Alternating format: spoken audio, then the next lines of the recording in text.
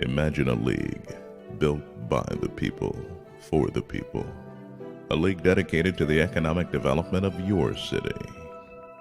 So the question becomes, how good are the 32 teams that play in the minor football league?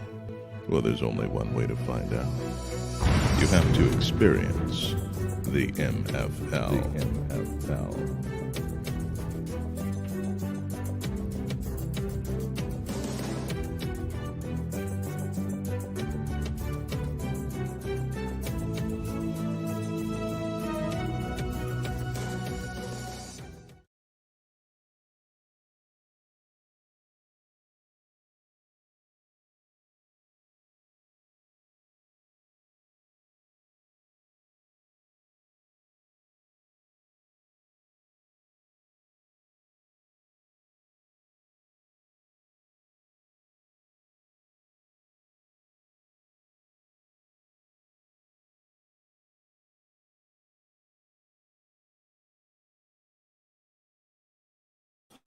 Welcome to another edition of Inside the MFL. I'm your host, Dr. Richard Myles Sr., CEO, Chairman, Founder of the Minor Football League.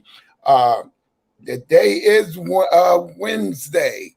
Nope, I'm always saying that the days, I get caught up on the days and stuff. I got my man here today, Keith.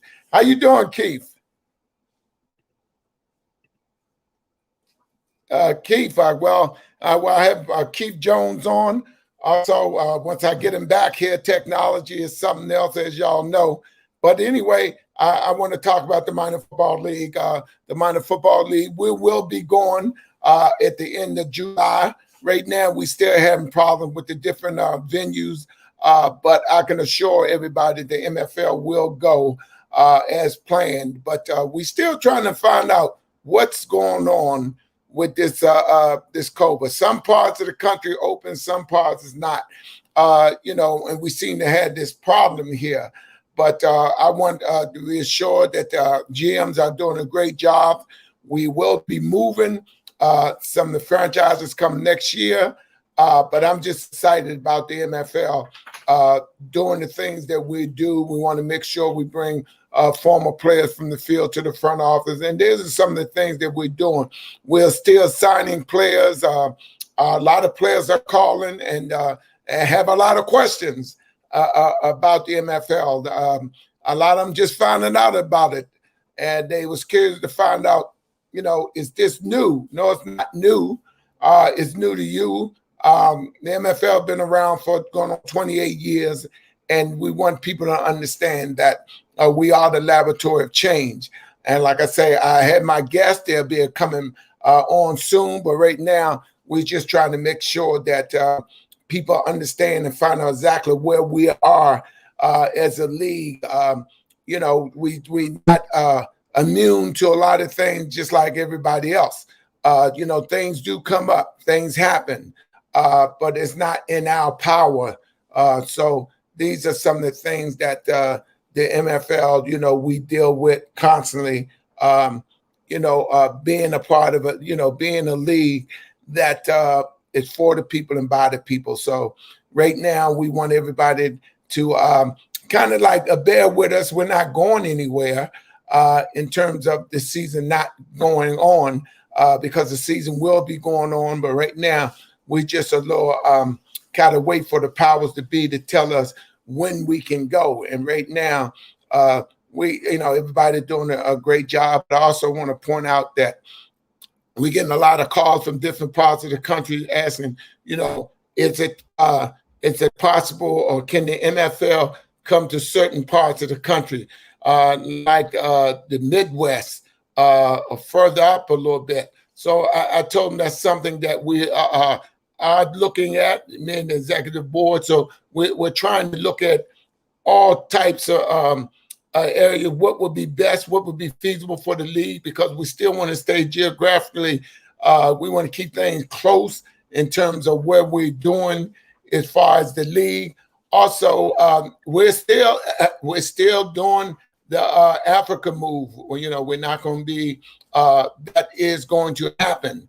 And we don't want people thinking it's not going to happen but then again, you know what we're doing in terms of even over in Africa, things are not the way we planned them to happen. It's just there's a lot of things that's going on that's out of our control. So right now, we just excited about doing it and getting straight. Let me get my guest on, Keith. We get him on. Keith, how you doing? We getting you. We'll get you straight in a minute.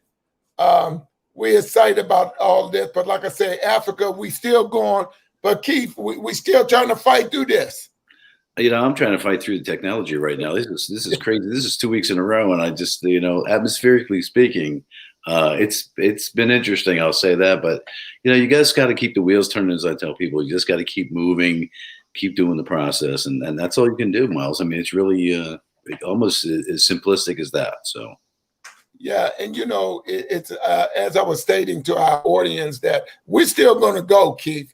We're going to catch the bottom end of the schedule. We are going with this, and right now, a lot of the guys are excited, but more importantly, people, you out there, and people know exactly what's going on in the different areas. But we've been getting a lot of calls, Keith, people saying, why are we overlooking certain parts of the country? And it's not that we did that on purpose. You know what I mean? We try to do it geographically, and everybody said, well, it's 32 teams, but understand 16 of the franchises is going to Africa, and we're going to stay with that. And we talk with the people at the different embassies and stuff, and they're excited about it.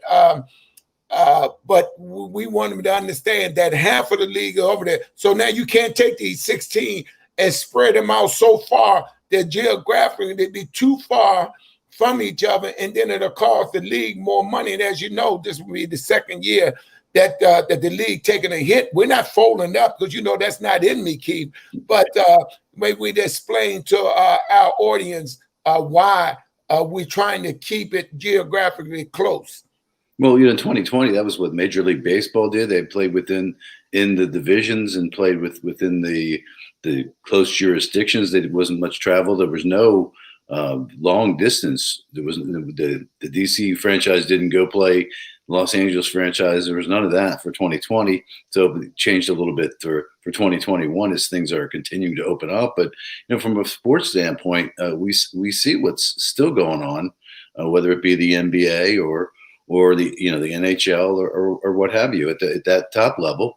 Obviously, the NFL is planning on playing a full schedule in the fall with full capacity in the stadiums. I'm very anxious to see how that's going to play out. But as you were smiling and shaking your head, that's exactly what my boss Bruce Walker had mentioned. I said, the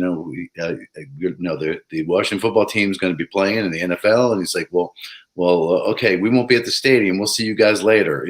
So that's kind of it's interesting for sure, because you have some places and some people that it's like a brand new day for them, and they just doing about life the way they used to, and there are other people who are much more cautious and aren't. But it's definitely changed the dynamic of the sports, certainly in the industry of football. In the fall, it's easy for the NFL to try to play full capacity in stadiums. That's about recouping some of the money that they lost last season by not having the fans in the stadium for the most part. But there's a spring league going on now. That's going so. I haven't heard many positive things about it. Obviously, the MFL plays more in the summer.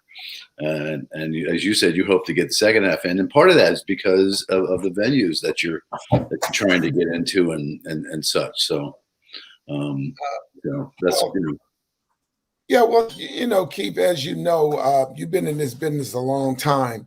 I don't think, and I'm not one to tell somebody else how to run their league, but when it comes to people health, that's another thing.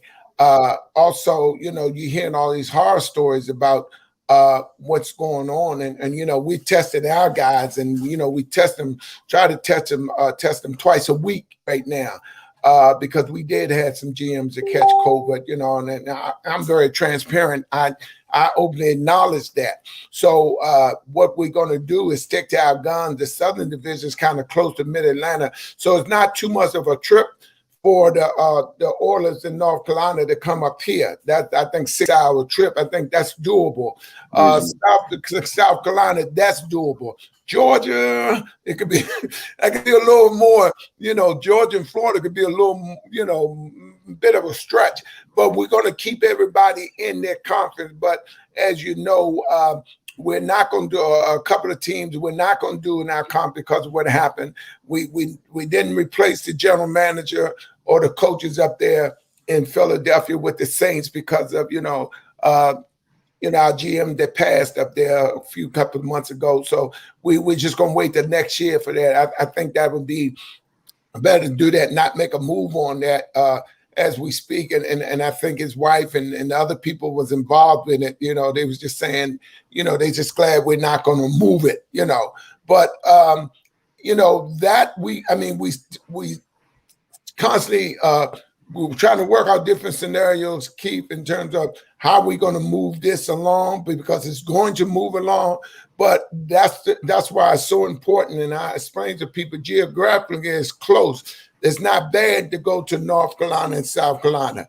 It's not bad for them to come here. Georgia is a stretch. Florida is a stretch. Tennessee is a stretch. So we're going to keep them. We'll keep them, but to balance it out, two of the teams out of the conference will have to come here, and two up here will have to go there, and which makes for good football. You get a chance to see some of the other parts of the country come here. But I'm just a little nervous because I heard some horror stories, and I myself, I had tragedy in my family. I don't know if I put it up, and I did lose my sister-in-law and stuff, and then my brother's wife mother passed Sunday, and man, like we just keep on taking hits, But I say, stuff. I mean, what more can they throw at the MFL? Keith, we should be hurdlers, man. Not try to make light of things that. But I have a lot of on my plate right now, and but we pushing on. But that's why I say, people need to understand, and we try to explain to them. Not that a lot of people question; they just want to know when can they get a franchise in certain areas of the country. Right. But it's just not feasible for us right now. Next year might be a different thing, Keith. Well, Myles, you have to make strategic moves, especially in all the time, but especially in this scenario and situation, because there's no sense to play more games than would be deemed safe at the sake of trying to get a season in. You already know it's not going to be a full season.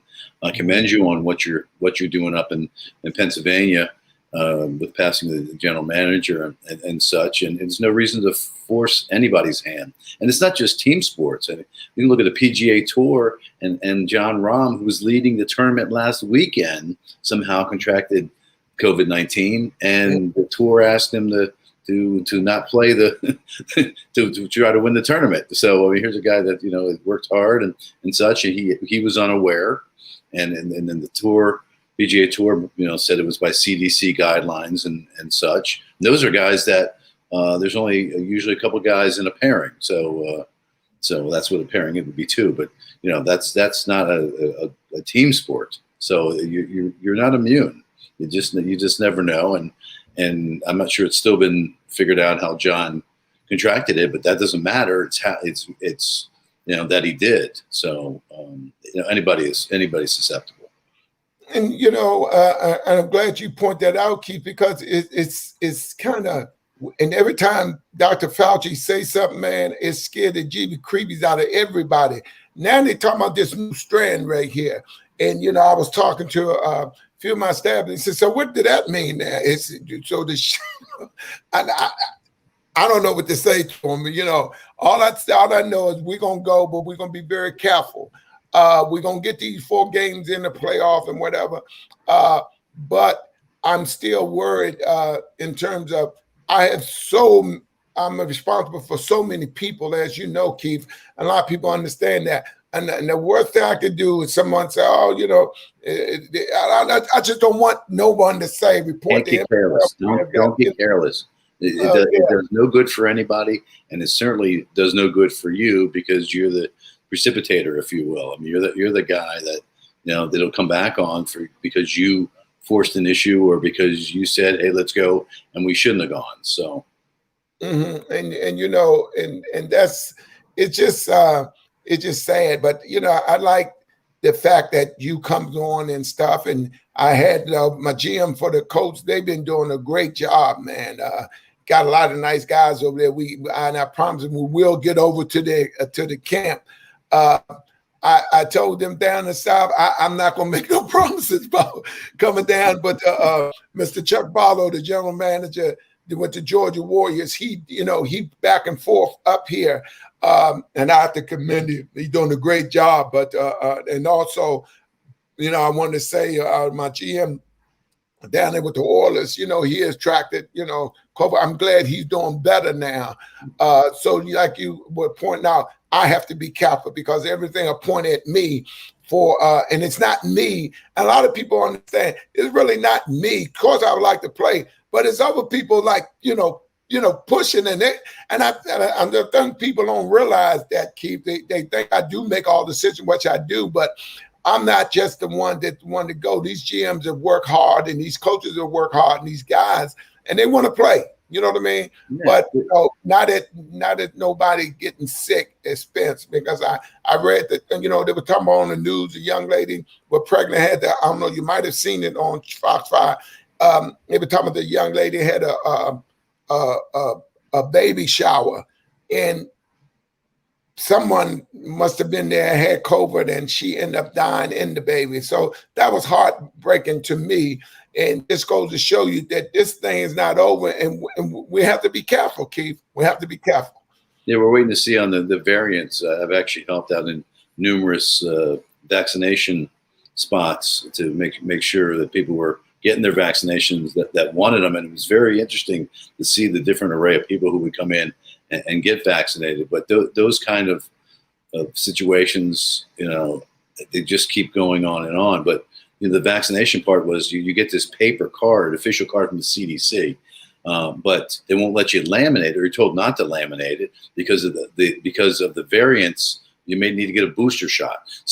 So if you're talking about booster shots already, who knows? It is truly the wild, wild west. Nobody knows. Still, months and months later, into a new year, halfway into a new year, and it's gotten better, but you just don't know when the snake is going to jump up and bite you, and that's what it's about. And it does fall back on you if the league, the MFL proceeds, no matter what the general managers do, whether they're pushing you or not. If you, as the commissioner and founder, say, yeah, let's go, and something happens, it comes back on you, unfortunately, whether you want it to or not. If something goes awry, and there's just too many moving parts right now, and there usually are, but now with the COVID situation ongoing, it just adds a totally additional unwanted dynamic. But it's there, and you can't do anything about it.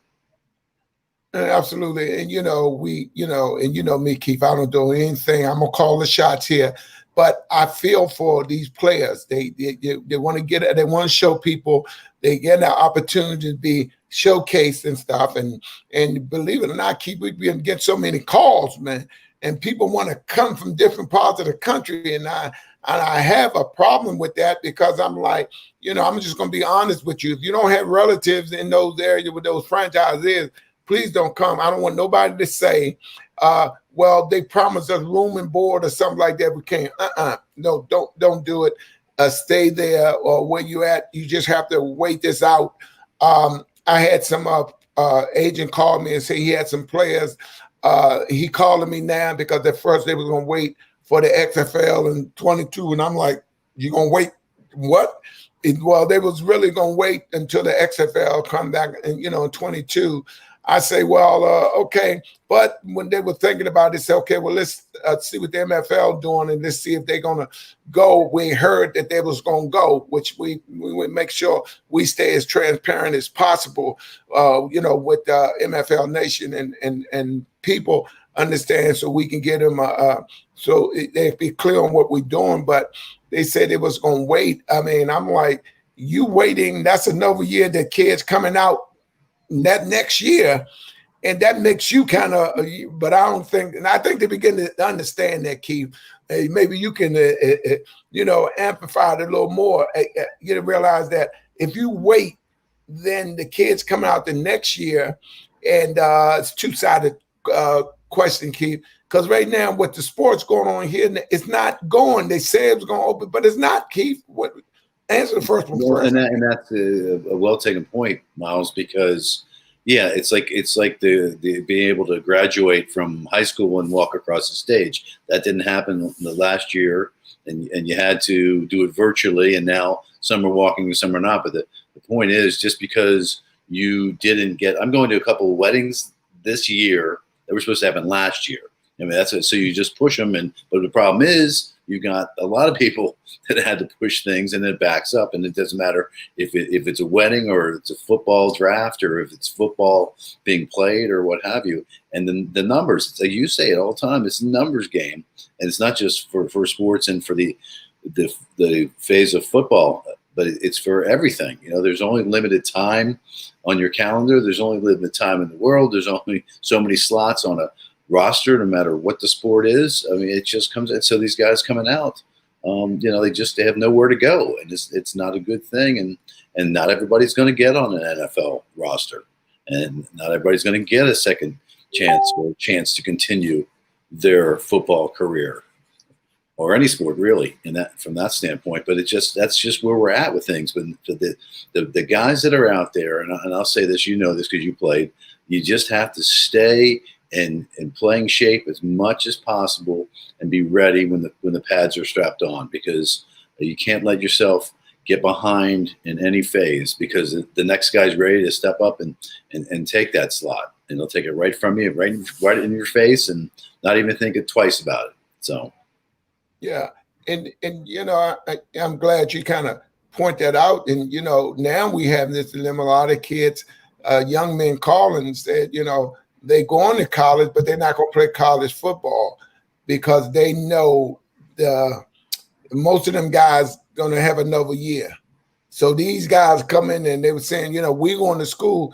Did the MFL take people that's going to college but not going to play that first year or something? That's something that we have to sit down and talk about, Keith, mm-hmm. Because now that is the question now, and we don't want the MFL to be a jailbreak for high school kids that going to college. But then again, I don't want nobody to try to come up and find some kind of little hole and say, well, wait a minute, you discriminating against. See, I mean, yeah. People use stuff like this, as you know, Keith. I mean, we've been getting a lot of calls. And right now, I'm just going to be honest, I'm going to talk to the attorney. They like, well, we going to college, but, we're not going to play because right now I know we're not able to get no scholarships. We're not, what do you say to that? What kind of? It's really tough being a collegiate athlete. I do commend the NCAA for giving that extra year to the student athletes, because I think that's deserved. And then you can make the choice of whether you're coming out. I know the Maryland basketball team has a couple of starters that are testing the waters and may go pro. If they don't, they could come back. There's also Darren Morsells out of Baltimore is a fifth year player. He would be eligible to come back on the team, but then that messes up your recruiting and recruiting the guys. They want to come in and play. They're ready to go. And this is what we talked about, the backlog. This is the numbers thing. And this is tough on everybody, from a coach's standpoint, from a player standpoint, because you have to make that definitive decision. And from the NCAA to the pros. Once you sign that agent, and with that agent you're ready to go, then you can't go back. Your eligibility is done. So it's a fine line they ride. But there's just so much talent going on. We talk about this pretty regularly because it's so abundant in that the players that play for the smaller schools or for the HBCUs or for the non-Power 5 conferences, especially in football, as we'll speak about right now, there's a lot of talent. And just because you didn't get drafted doesn't mean you can't make a roster. Doesn't mean you can't play for a team in the NFL. Doesn't mean you can't play the XFL, the CFL, the MFL, or what have you. But it is a numbers game, and that's what it comes down to. I've seen a lot of guys at the top level who had their career cut short because they had some new guy coming in who they thought was better, had more upside, and the older veteran gets cut, and a lot of times he doesn't get picked up by another team. So it's a sad reality of professional sports. And sports in general, but that's the same because it's numbers in high school, it's numbers in college, it's numbers in the pros. It doesn't matter where it is, but that's why one needs to keep an edge. But back to the abundance of talent, there's just a lot of guys who are very, very God-gifted, skilled players that are fast, that are strong, that are agile, flexible, the whole bit. Guys you have on your roster. But I've seen a lot of guys coming up from the smaller schools that surprise you. As a matter of fact, since I talked about the University of Maryland, Jake Funk got drafted by the Chargers, and I thought it was a huge. Sorry, by the Rams. I thought it was a huge pick for Sean out in LA because I think Funk is very versatile and such. He's a bit of a bulked up Edelman, that kind of player, very versatile, faster than he looks and stuff, but. That's probably not the Maryland player I thought would have been drafted, but still, you don't know. But you hope that Jake's going to do well in LA, and you hope he makes the team. But just because you got drafted doesn't mean you got a roster slot. Absolutely, but kudos to him because he had a lot of injuries and stuff at Maryland and stuff. I think he looked like a good quality back, but most of his career he was hurt. For Maryland, but when he did have an opportunity to play a year for, he looked pretty good. What you think? Yeah, I mean, a lot of the knee issues and such, but he worked really hard, and I think that's part of why Sean liked him for the Rams because of his work ethic, because of his versatility, and he adds a dynamic to that team that they haven't really had. They have a couple of fast, smaller receivers.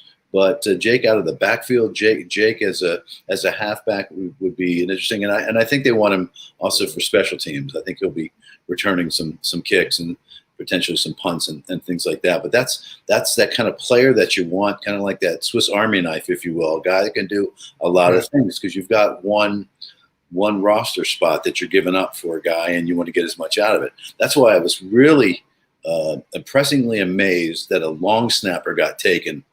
With a pick in the draft because I used to long snap in high school, and if I'd have known it, you could get on an NFL roster by just doing that. I would have done that. So you just don't know when that. But again, to that point, a specialist, a long snapper, was taken in lieu of a cornerback or a linebacker or what. Again, it's a roster slot. So there was some other skilled guy that didn't get taken.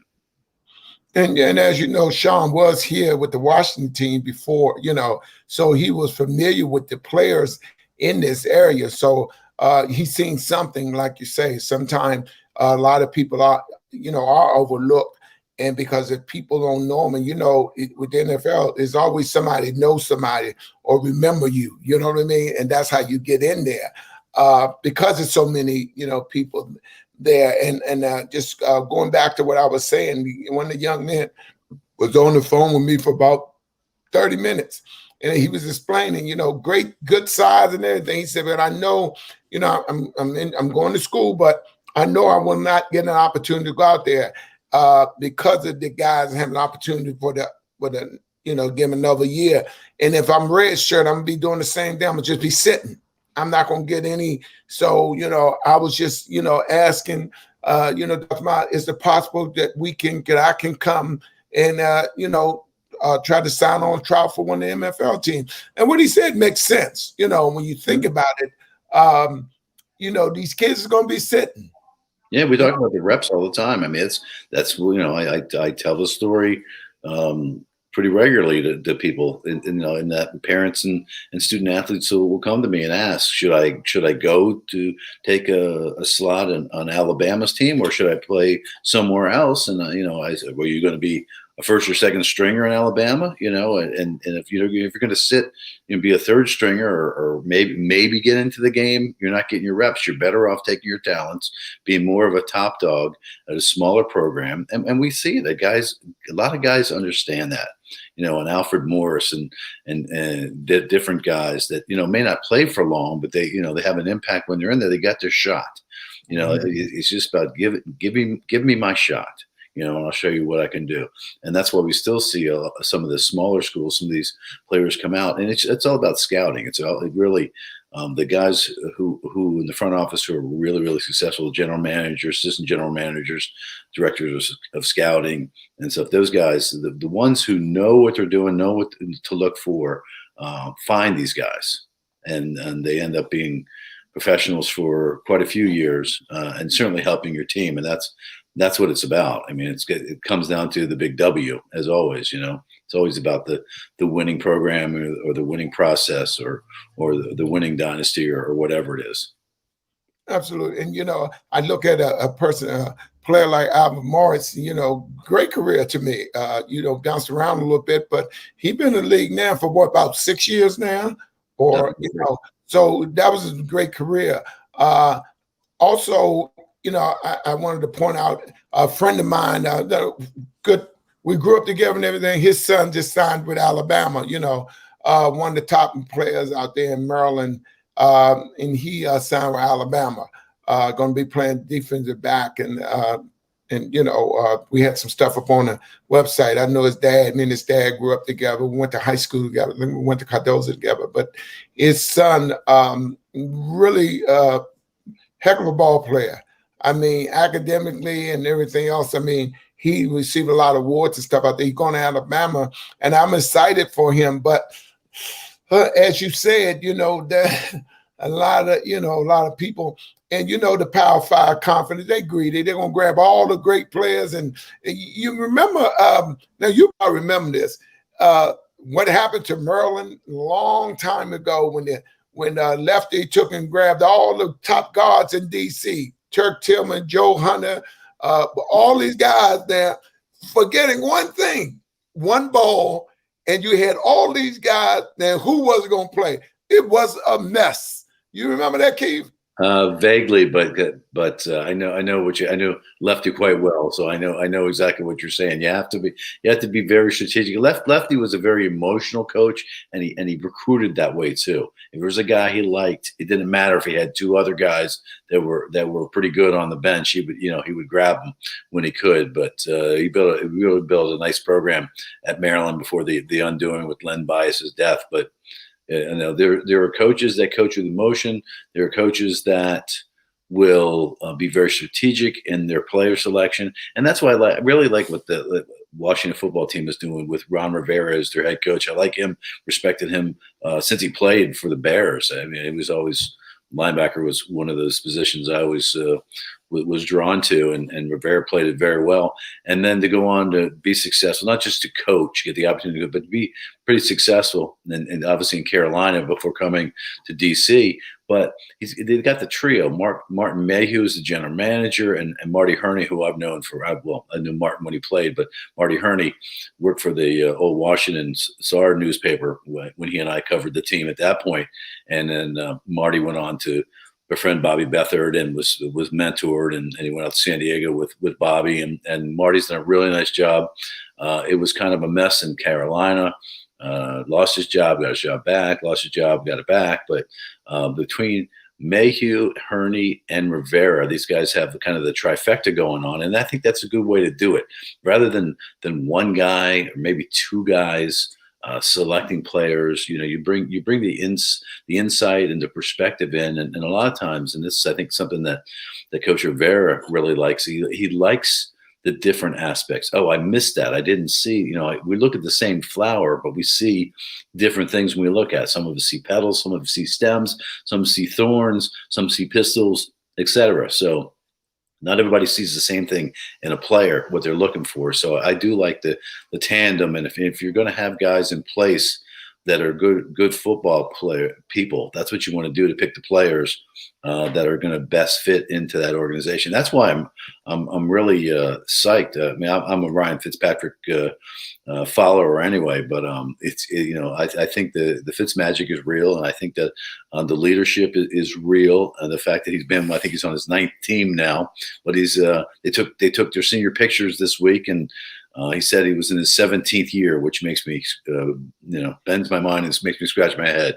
But guys like that, you just know that it just takes that one opportunity. Somebody asked me earlier this week about the Wizards, and I said, well, Westbrook did a great job for coming in and helped them out. That was a great trade. It really elevated the team and stuff. But they said, what is it about? He's the first person in a long time that has come into that franchise and stayed for a while. Obviously, this is his first season, but usually it's when they go away from the team that they get better.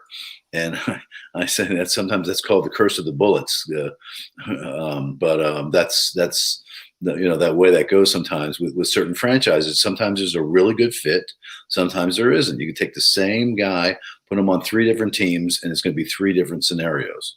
So you try to find the chemistry wise, quality wise, the work ethic, etc. That you're looking for as your coach, your coaching staff, general manager, and then pick that player for your roster. I have 2 folds in this question here, because, and I have to make sure I get this in. You're watching inside the MFL, in which Dr. Richard Myles and Sr. along with Keith Jones. Also, I want to talk about the Redskins, the Washington team, a football team, and I have to put in.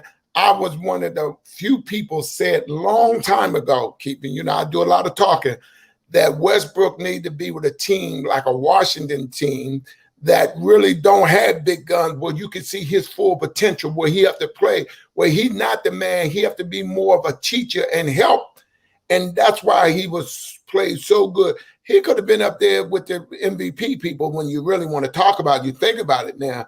And I'm not saying that just because, I'm a Wizard fan, but he played better to me this year than he did when he was up there, OKC, all the places he was at, because now it wasn't, I want to shoot everything, or I'm going to have to do this. He realized that in order for him to help this franchise, he has to do other things.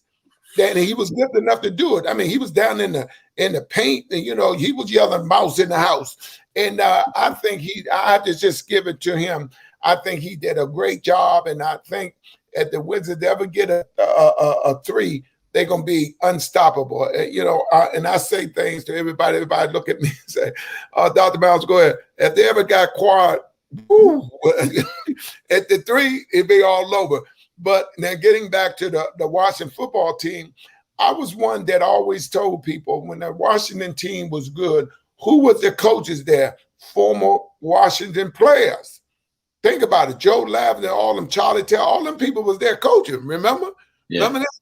Think about it. And Joe Gibb, brilliant mind as he was, but he was smart enough to keep that Washington football team tradition here. God, wait a minute, man, this is what we do here, because they've been here. The Charlie Taylor's been here.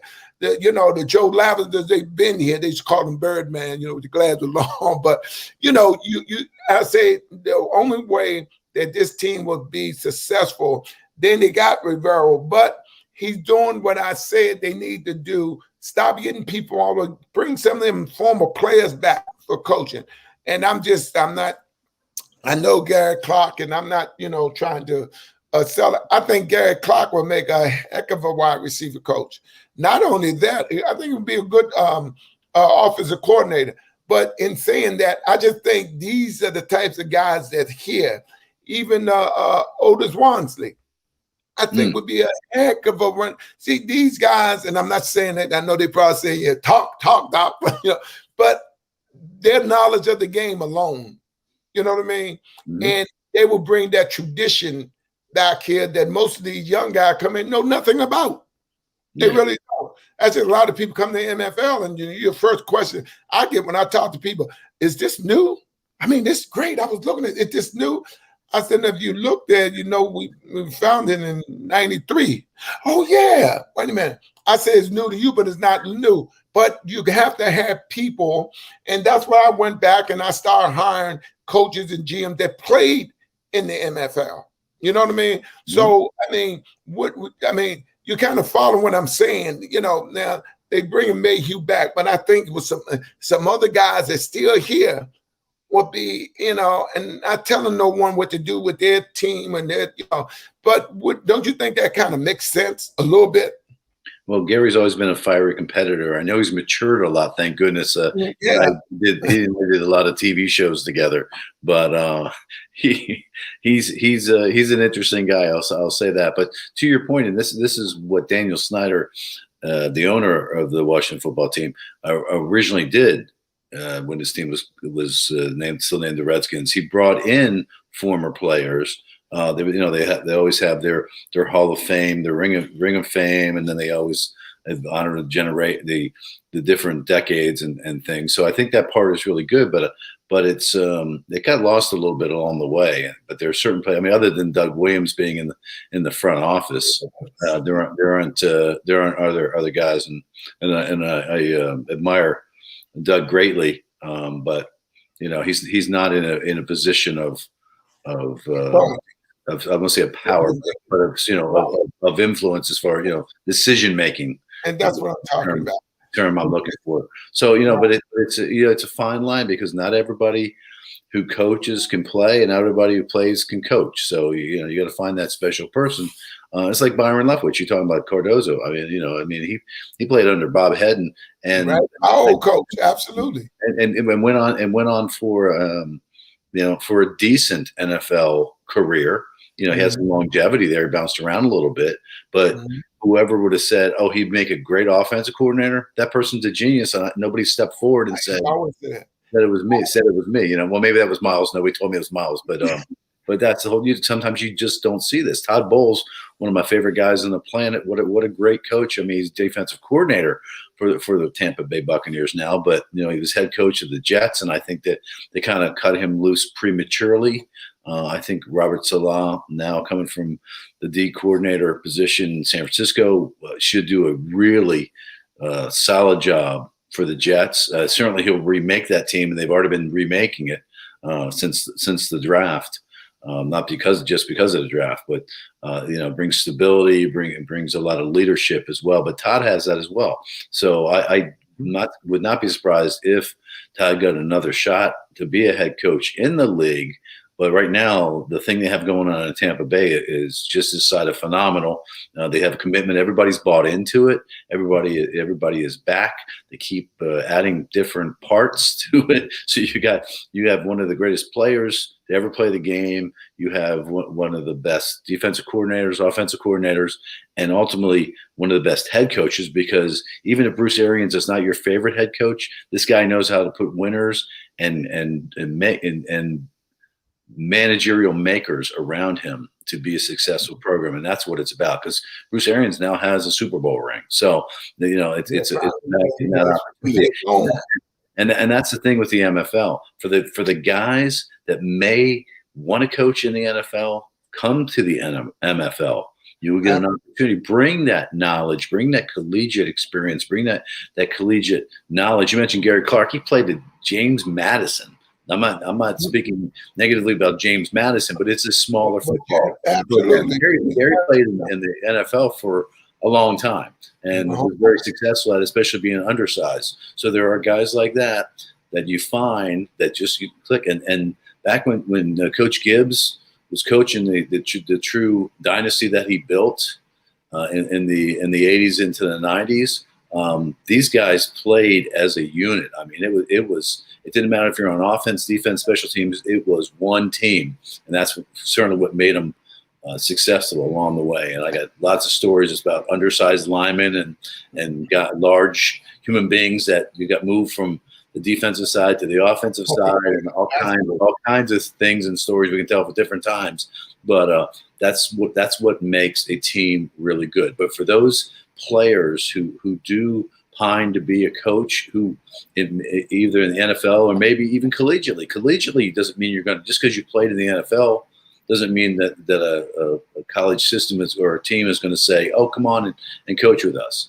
I mean, Deion got that opportunity, Jackson State, because of the, how do I want to say this affectionately, the loudmouth that he is. I mean, he's very boisterous. They got a great coaching staff around him. Right, exactly. But see, Deion's smart enough to know that, right? And he brought a lot of notoriety to that program. It's going to continue to go. So I'm on that bandwagon as far as wishing that whole HBCU / Deion wagon success. But that's what he knows. He's been there as a player. Does it make him a coach? Not necessarily. Does it make him a very competitive coach? Maybe. Does it make him a successful coach? Yet to be seen. So that's where you're at with that. But it doesn't mean he didn't deserve the opportunity. So that's what Dr. Richard D. Myles Sr., founder of the MFL, presents to former players that want to get into coaching, want to get into general managing different things, because you're not going to get that opportunity, generally speaking, at the highest level without any experience. Absolutely, and I appreciate that. Also, as you know, our president, Mr. Bobby Wilson, was on that 91 Super Bowl team. And, all of them played a part. Everybody had their part. They were so talented that they all had a part. And, one thing I liked about Bobby, he said, I'm coming with you. That's when he was playing. When he had the surgery, he said, I don't know how I'm going to fare with this. He said, but I tell you what, if I don't play, I'm coming with you. And he's been with me ever since. And I respect that, and he brought over people with him, So, that's why I was saying about you have to bring people. You don't have to be the brightest bulb in the room. You just have to know how to go get other people and bring them in, I told this to a high school coach that's doing very well here in D.C., Dunbar High School, Bink.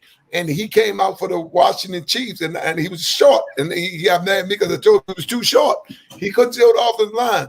And I put my arms around him, and he'll tell you this story. He probably watching the show. I said, you know what? You're going to make a hell of a coach. He said, well, what do you mean? Just give me opportunity, coach. I can do it. I say, you're just too short.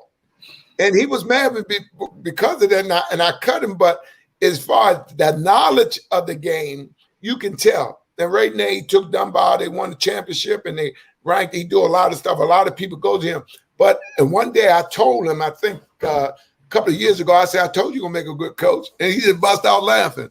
You know how you could tell, and like we were saying earlier, because you're a good player, don't make you, that don't make you a great coach. You know what I mean? Matter of fact, most players, good coaches, was borderline players. If you really look at it, and I know you kind of keep those logistics and stuff more than I do, but you look at them and sometimes sometimes you have to be a leader of men and the type of person that can put these type of people together. And I've been blessed with that I'm able to, put people together, whether they like me or not. I have that uncanny act of doing that. And, I got you here with me. That show you I got, good people here. But, people tell me, say, you doing the great, this is great. And I tell them, man, we ain't begin the journey yet. You know what I mean, Keith? And as you know, man, this can be so big, and it is. And sometimes I have to understand and understand patience myself, because I myself know what it is.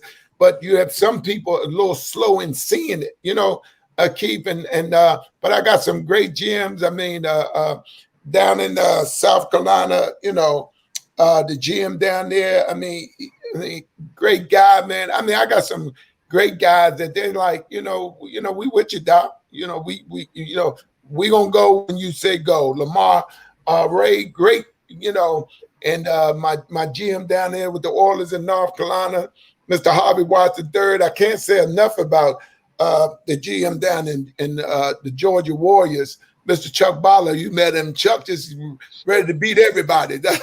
And, I give it to the GM with the Maryland Colts and these teams and down in the Louisiana, I got to check on him because he had got COVID, So somehow teams is knocked out, not because we weren't able to play, because of this conditioning. We still in we still in that, Keith, and I have to be very mindful. And you know me, I'm a very excitable person, Keith, but I understand there's limit that I can even do in terms of this. But we're gonna push forward. But I'm glad to have guys patient enough to go. We had to get rid of some people, but then again, sometimes you have to trim the weight down, and we staying in the limits of that. It's just and they don't understand when I tell them something. We just hey, then it's not for you, because we have to stay in the division. We can't that traveling. I'm having nightmares, Keith. I'm gonna be honest and tell you. We go somewhere and everybody, some people get man. I'm gonna be they're gonna beat me up. They're gonna beat me up. The media ready to beat me up anyway. They've been wanting to beat me up for a long time. Really bad for you. Really bad for you. Yeah. A couple of things. So first of all, I'm glad you mentioned Bobby Wilson, one of my favorite all-time players. He and I developed a really good rapport when he was with the then Washington Redskins, and quality guy. And he is one of the two players that are the reason I have never gotten back surgery. People ask me about my back and they're going to get surgery, and I said no, because two professional football players got it and didn't get any better. And if those guys who have the top surgeons and everything else don't get any better, I got no shot. So I'm just going to bear with it and go forward. And that's however long, 20 plus years ago, or coming up on 20, since no more than that. I'm coming up with 30. Oh, crazy. Oh, okay, never mind. Not gonna do numbers right now. That I learned that from Bobby and appreciated that input from him. But a quality individual, and it doesn't surprise me that he came over to the MFL and is president now. But the top players in their game, Michael Jordan, Walter Payton. You can go right down the line and name guys, and they don't have the desire to coach, or they don't really. It doesn't sync up for them because their expectations are different, and you may not be able to meet those expectations. And when you're a coach, it's different than you can be a player and you can get on your teammates. Come on, let's do this, and I can show you the way and things like that. When you're a coach, you can't get on them the same way. And in today's professional sports realm, especially in the NBA, it's more almost babysitting than it is coaching. So you have to ride that fine line. And a lot of guys, top of their game, they just don't desire to ride that fine line. So they don't get into coaching, because you would think a guy like Jordan or some of the other guys in the different sports would be pretty good coaches, because they were such good players. But it doesn't always translate, and part of it is the guys just don't have the desire to do that. Absolutely. And Bobby was out there with me coaching too when he first came, and we enjoyed things. He bought almost half of the Redskins players out there to coach. They was, so Clarence Vaughn and all of them was out there, did a great job for us. But also, I want to point out that Jamie Dukes do a great job. So, we'll make sure we get both of them on the show again with you. But yeah. These guys, and just getting back to what you said real quick about, surgery and why you didn't have it. I remember when I tore my rotator cuff, these surgeons, man, they make it seem like it ain't nothing, oh, don't worry about it. It's going to be, we're going to take care of that. And then you land there when they come back and I after the surgery, my arm all up there, this big old damn thing. So I'm like, how'd it go, doc? And then they come in there with the dumb phrase like, well, it's a little worse than we thought it was. I said, but you said it's going to be, ain't nothing to it. You do it all the time. And he was supposed to be one of the top surgeons, Yeah. And Keith, I can barely, look, I can't hold my arm up. This as far as I can get it up. But he said, well, it was torn worse than we thought. We had to shave down the bone and pull some ligament. I said, wait a minute, wait a minute. Talk to me even though I don't know what you're talking about, which I don't. I was so mad, Keith, I ain't know what to do. You know what I mean? And then some guys can have surgery, man, and they and they really don't know how bad it is until they actually get in there. And now they have the technology is different. When you have a rotator cuff, now they go in there. But I don't think they could have done that with this because it was torn that bad.